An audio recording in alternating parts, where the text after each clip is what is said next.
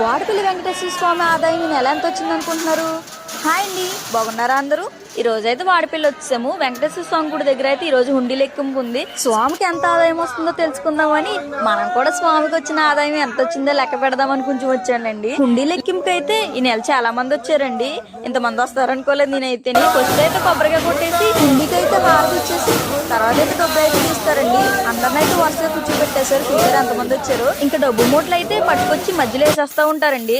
Ladies అయితే coins లెక్క పెడుతున్నారు, జెంట్స్ అయితే నోట్స్ లెక్క పెడుతున్నారు. అక్కడికక్కడే కాయిన్స్ కౌంటింగ్, నోట్స్ కౌంటింగ్ కూడా అయిపోతూ ఉంటదండి. మనకు లెక్కింపు అయ్యేసరికి ఎంత వచ్చింది ఆదాయం అని తెలిసిపోతుంది. ఇంకా అలా లెక్కింపు అవుతూ ఉంటది. బంగారం అయితే 31 గ్రాములు వచ్చిందంటండి. వెండి అయితే 995 గ్రాములు వచ్చిందంట. 37 రోజులకి 1,38,49,475 రూపాయలు అయితే స్వామికి ఆదాయం వచ్చిందంటే భక్తుల కోరుతూ స్వామి ఎలా తీరుస్తున్నారో స్వామి ఆదాయం కూడా భక్తులు అలాగే పెంచుతున్నారండి.